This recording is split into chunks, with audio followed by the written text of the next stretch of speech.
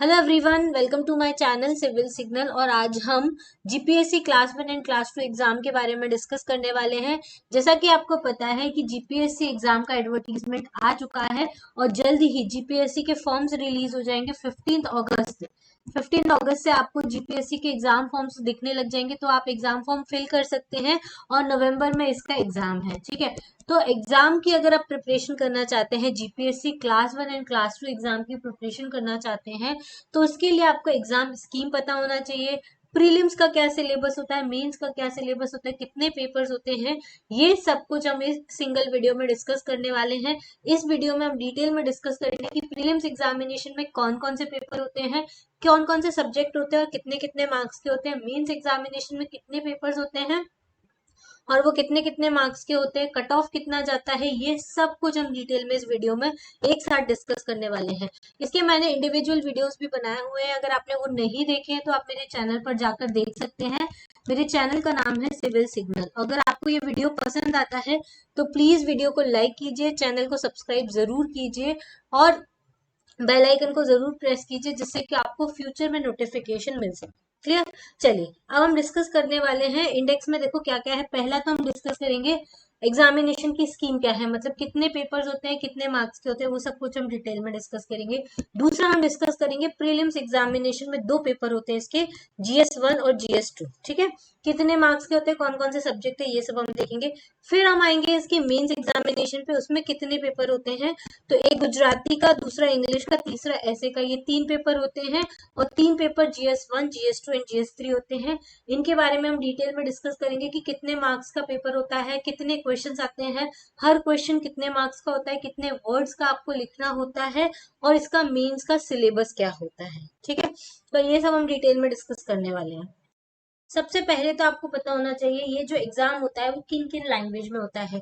तो ये जो एग्जाम होता है वो दो लैंग्वेज में होता है, एक तो इंग्लिश लैंग्वेज में होता है, दूसरा गुजराती लैंग्वेज में होता है। ठीक है, और मेंस एग्जामिनेशन भी गुजराती और इंग्लिश दोनों ही लैंग्वेज में होता है। क्लियर।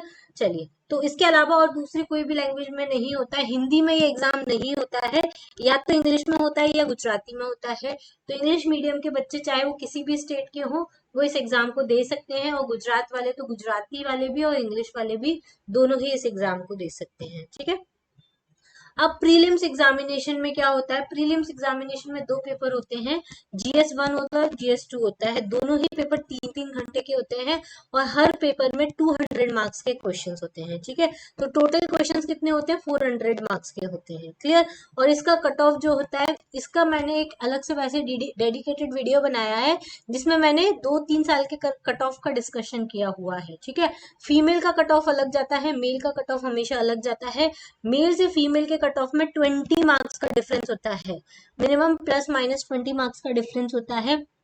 फीमेल का कट ऑफ कम जाता है एज कम्पेयर टू मेल। और अभी तक का जो सबसे हाईएस्ट कट ऑफ गया है वो 139 मार्क्स का है आउट ऑफ 400। तो आपको कितने का टारगेट रखना है, कम से कम आपको 150 मार्क्स का टारगेट रखना है।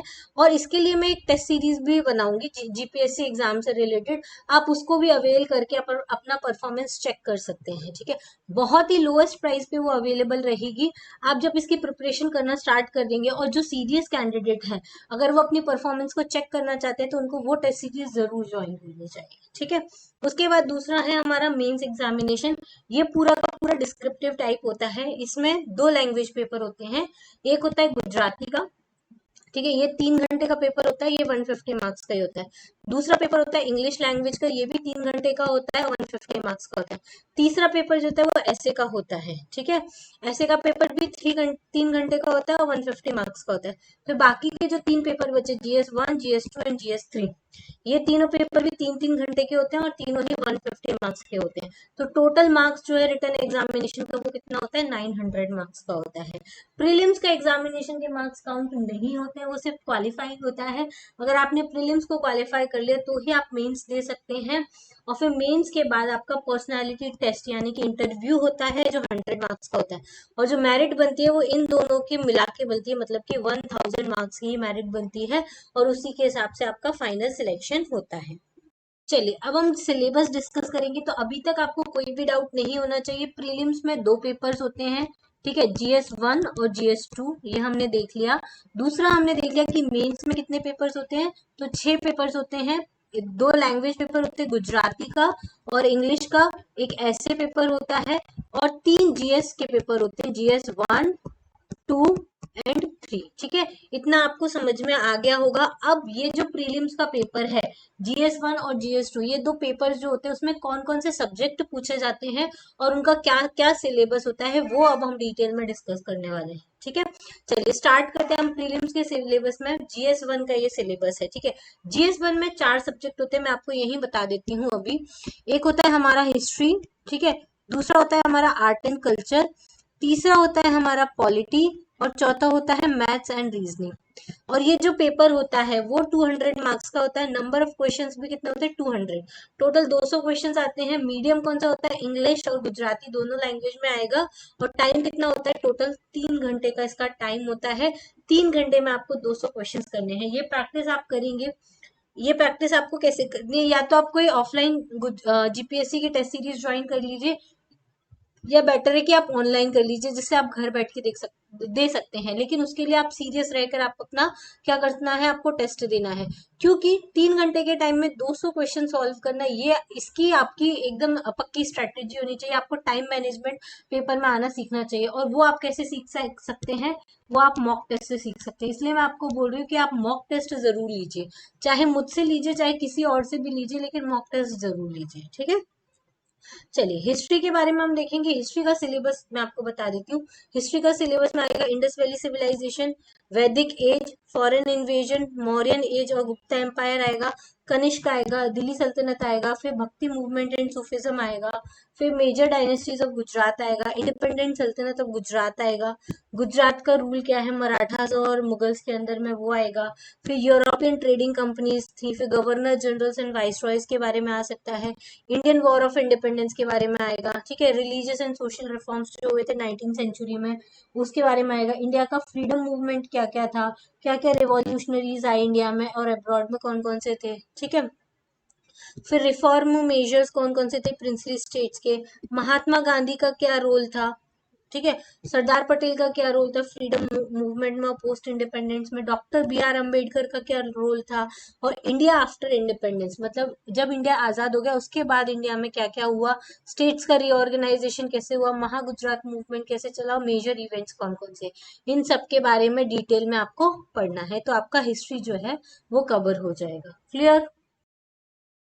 ठीक है, अब दूसरा जो टॉपिक है वो है हमारा आर्ट एंड कल्चर। तो इसमें कल्चरल हेरिटेज जो है वो आपको इंडिया का भी पढ़ना है और गुजरात का भी पढ़ना है।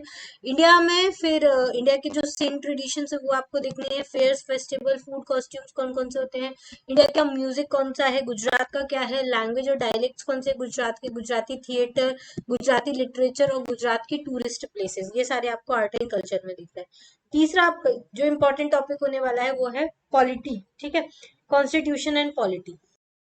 पॉलिटी इन कॉन्स्टिट्यूशन में आपको देखो इंडियन कॉन्स्टिट्यूशन के evolution, features, preamble, fundamental rights, fundamental duties, DPSPs, amendments, ये सब देखना है। फिर यूनियन और स्टेट के फंक्शंस एंड रिस्पॉन्सिबिलिटी, पार्लियामेंट और स्टेट लेजिस्लेचर के बारे में देखना है। ठीक है, फिर उसके बाद आपको कॉन्स्टिट्यूशनल अथॉरिटीज जैसे पावर्स, फंक्शंस एंड रिस्पॉन्सिबिलिटीज, उसके बाद पंचायती राज आपको बहुत अच्छे से देखना है। फिर लिबरलाइजेशन, प्राइवेटाइजेशन और ग्लोबलाइजेशन का क्या इम्पैक्ट हुआ वो आपको देखना है। उसके बाद स्टैट्यूटरी बॉडीज देखनी है, राइट इश्यूज देखने हैं, इंडिया की फॉरेन पॉलिसीज क्या है, इंटरनेशनल रिलेशंस क्या है, फिर सेंट्रल और स्टेट गवर्नमेंट की पॉलिसीज और प्रोग्राम्स देखने हैं, और जुडिशियरी देखना है। ठीक है, जुडिशियरी में सुप्रीम कोर्ट, हाई कोर्ट का structure, important provisions, emergency and constitutional amendments, judicial review क्या होता है, PIL क्या होता है, लैंडमार्क जजमेंट्स क्या है, ये सब आपको देखना है। फिर चौथा इंपॉर्टेंट टॉपिक मैं मानूंगी इसको GS1 सब्जेक्ट का, वो है जनरल मेंटल एबिलिटी टेस्ट, जिसमें आपको ये सब करना है। इसमें number series, logical reasoning, shapes करना है, नंबर सिस्टम करना है, लीनियर इक्वेशंस करना है। ठीक है, रेशियो एंड प्रोपोर्शन करना है, power and exponent, percentage, simple and compound interest, time and work, time and distance, area and parameter, lines, angles and common geometrical figures, introduction to algebra. ठीक है, DIDL, data sufficiency और data इंटरप्रिटेंसी।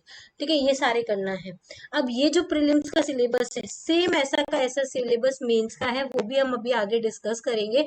मैं आपको दिखाऊंगी same syllabus है, बस आपको difference क्या है प्रीलिम्स और मेन सिलेबस में। प्रीलिम्स का सिलेबस पढ़ने के बाद आपको क्या करना है, ऑब्जेक्टिव क्वेश्चंस लगाने हैं, और मेंस का सिलेबस करने के बाद आपको क्या करना है, क्वेश्चन आंसर राइटिंग प्रैक्टिस करनी है। ठीक है, सिलेबस पूरा का पूरा सेम है, सिर्फ एथिक्स करके एक सब्जेक्ट है वो और एड ऑन होगा मेंस के सिलेबस में, वो भी हम अभी आगे डिस्कस करेंगे।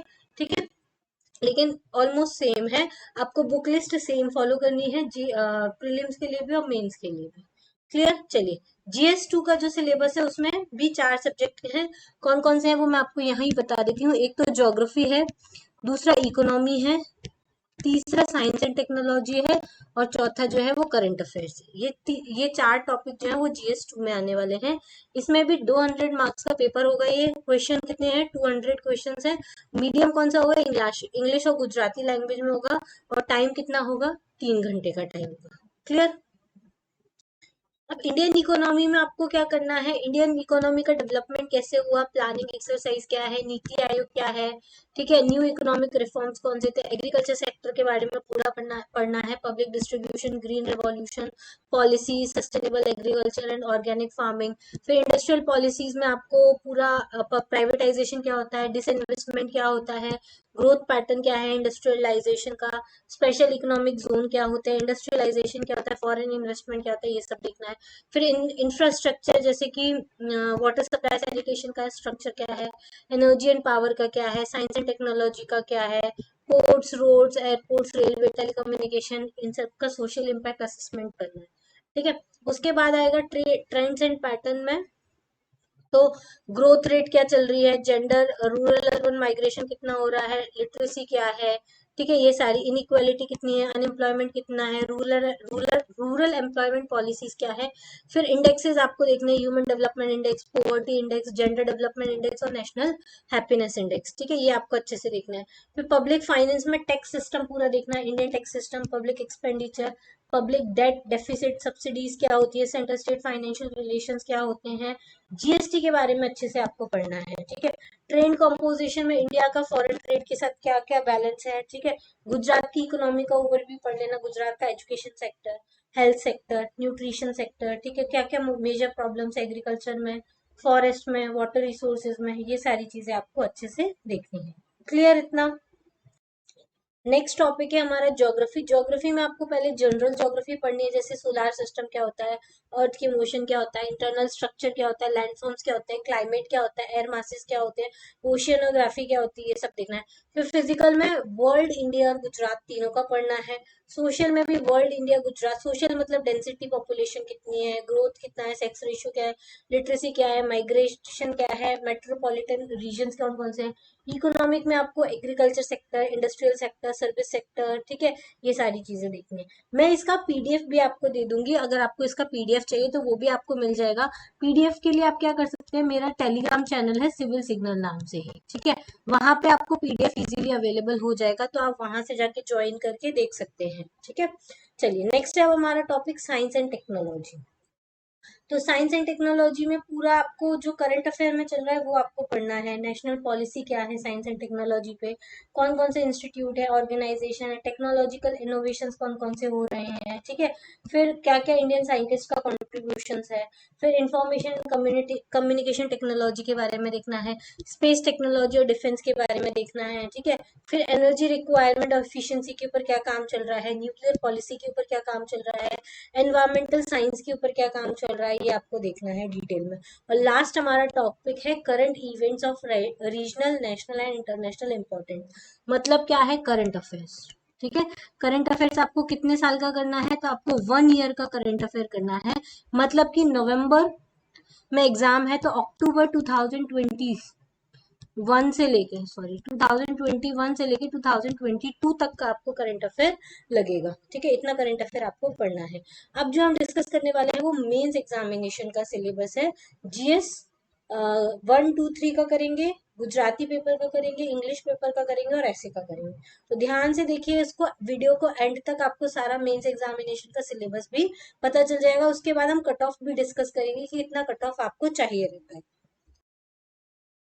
अब ये जो पहला पेपर होता है वो गुजराती लैंग्वेज का होता है, चाहे आप गुजराती मीडियम से दे रहे हो चाहे आप इंग्लिश मीडियम के दे रहे हो, आपको ये गुजराती लैंग्वेज का पेपर सारे मीडियम के लिए कंपलसरी होता है।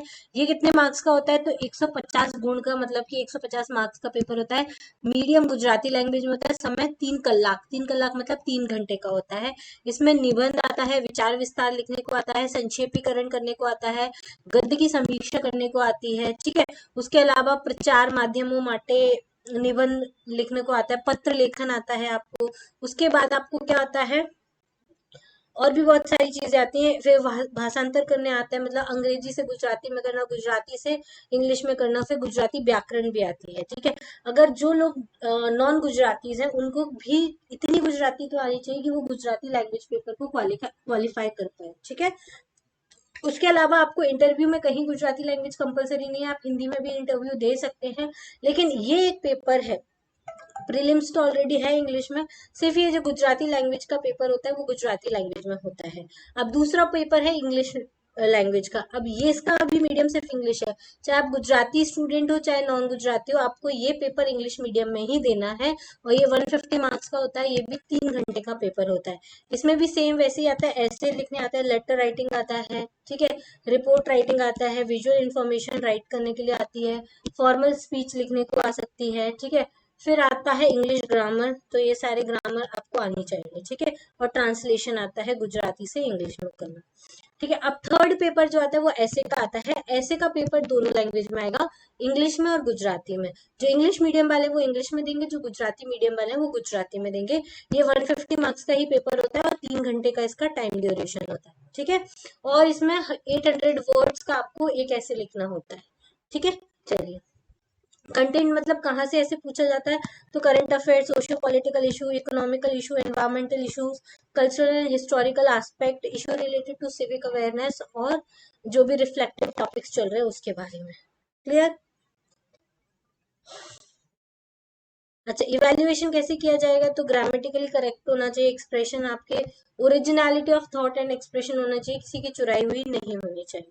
फिर आता है हमारा इंपॉर्टेंट GS1 का पेपर, ये भी इंग्लिश और गुजराती में होता है, 150 मार्क्स का होता है, 3 घंटे का होता है, 15 क्वेश्चन होते हैं, हर क्वेश्चन 10 मार्क का होता है, टोटल 150 मार्क्स का, हर क्वेश्चन आपको 200 वर्ड्स में लिखने होते हैं।